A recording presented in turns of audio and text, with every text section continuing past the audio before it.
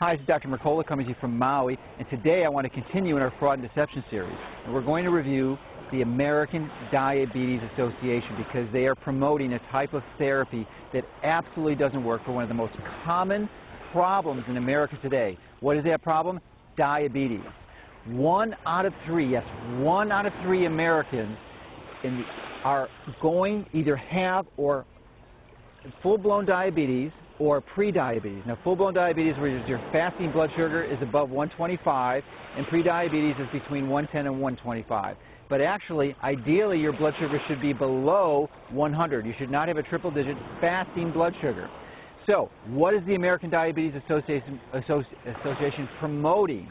They are promoting a high-grain diet. Folks, that simply just does not work. They don't understand that the problem is not blood sugar.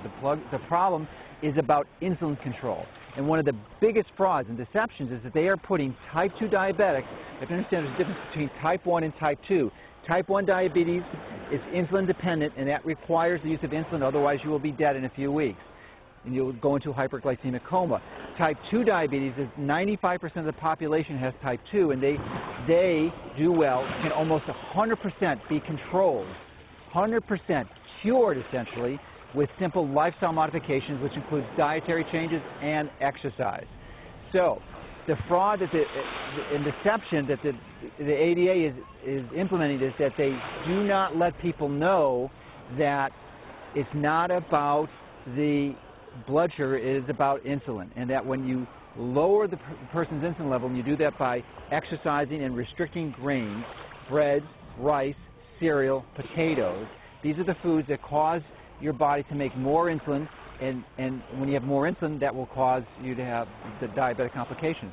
But the biggest issue, the biggest challenge that most physicians fail to understand is that they are putting type 2 diabetics on insulin. That is an absolute prescription for disaster, because when you put a type 2 diabetic on insulin, you will cause them to actually get worse. Yes, their blood sugar will come down initially, but eventually they'll become more insulin resistant, and they'll need more and more higher levels of insulin. So one of the worst things you can do is put a type 2 diabetic on insulin. If you know anyone, you probably do, because 1 out of 3 Americans have type 2 diabetes. If you know anyone who's on insulin with type 2 diabetes, you please, please, please tell them to get off that insulin. You got to go off slowly, and you got to start exercising.